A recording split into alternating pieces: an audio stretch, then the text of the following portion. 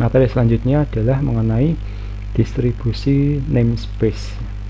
Informasi yang berisi domain namespace itu harus disimpan. Tapi karena ukurannya nanti yang sangat besar, ya, tidak efisien dan juga nanti tidak reliable kalau hanya satu komputer yang menyimpan informasi mengenai domain namespace tersebut. Nanti informasi mengenai domain namespace akan disimpan secara terdistribusi.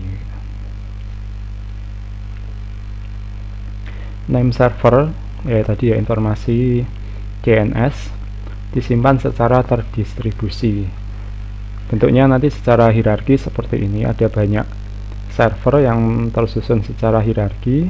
Kita memiliki root server yang dia akan menyimpan informasi dari server-server yang ada di bawahnya, ya, satu level di bawahnya. Misalnya di sini ada ARPA server, edu server, com server, US server dan sebagainya. Kemudian setiap server ya tadi yang di bawah root, dia juga akan mengelola informasi dari server-server yang ada satu level di bawahnya. Nanti misalnya com server ini dia ada macgrow.com dan irwin.com, ini contohnya. Jadi seperti itu. Kemudian misalnya kalau ini macgrow.com itu ada pembagian domain lagi gitu ya, namespace lagi, misalnya nanti ditugaskan atau disimpan ke server yang terpisah satu level di bawahnya, nanti dibuat hierarki satu level di bawahnya lagi begitu. Jadi semua informasi ini kalau disatukan nanti membentuk itu ya, DNS atau domain namespace secara keseluruhan, tapi menyimpannya tidak di satu server tapi secara hierarki, di mana setiap server nanti dia menyimpan informasi dari server yang ada di level bawahnya. Oke, kita lanjutkan. Konsep selanjutnya adalah zone dan domain.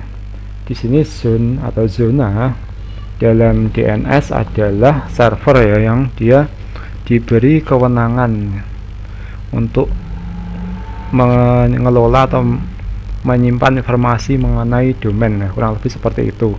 Contohnya di sini ada zone.com ya. Di sini berarti zona itu adalah server yang mengelola informasi domain.com, itu contohnya.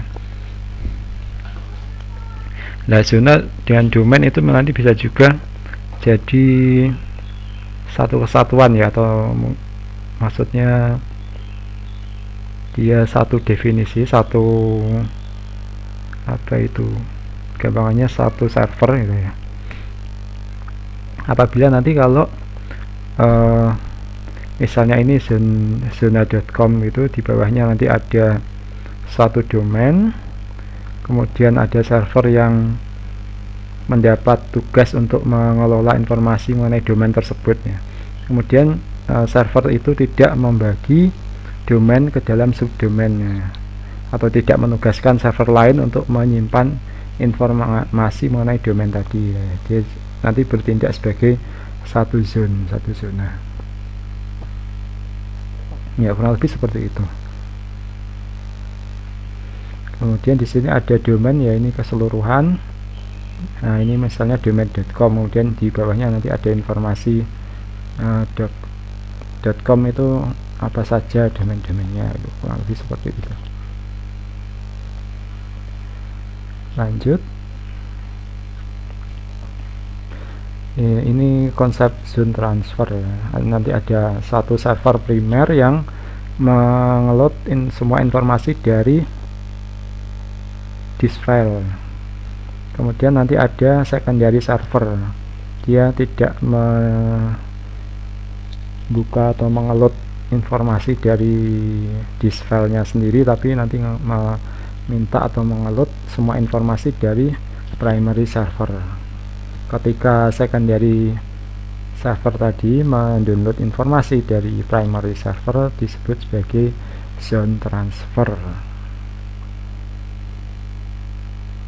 Baik, lanjut ke slide berikutnya. Nah, bagaimana dengan DNS di dalam internet? DNS adalah protokol yang bisa digunakan dalam berbagai macam platform ya. Contohnya nanti di internet, DNS dibagi ke dalam 3 section atau 3 bagian: generic domain, country domain, dan inverse domain. Ini pembagian dari DNS ya. Jadi 3 tadi. Kita lanjut. Generic domain ini adalah domain-domain umum yang biasa kita gunakan ya ketika mengakses alamat di internet. Misalnya ada domain .com itu ya untuk kepentingan komersil. Ini ada domain edu untuk education ya, atau pendidikan. Ini domain edu umum dipakai ketika awal-awal internet dulu, tapi kalau sekarang lebih banyak menggunakan .ac kemudian ini ya nama atau domain negara. Kemudian ada .gov itu untuk pemerintahan, government, .info dan sebagainya ya. Nah, ini contoh beberapa generic domain label. .aero untuk perusahaan airline dan aerospace, .biz untuk bisnis ya, atau yang sama dengan .com. Yang belum saya sebutkan, .mil untuk kelompok militer, .museum untuk museum dan organisasi non-profit yang lainnya. Ada .net, .org yaitu untuk organisasi non-profit. Oke, berikutnya ada country domain ya. Di sini domain-domain yang mewakili suatu negara ya. Misalnya kita punya website di Indonesia, yaitu nanti kita menggunakan domain negara.id ya, misalnya .ac.id untuk kampus, untuk perusahaan misalnya .co.id seperti itu.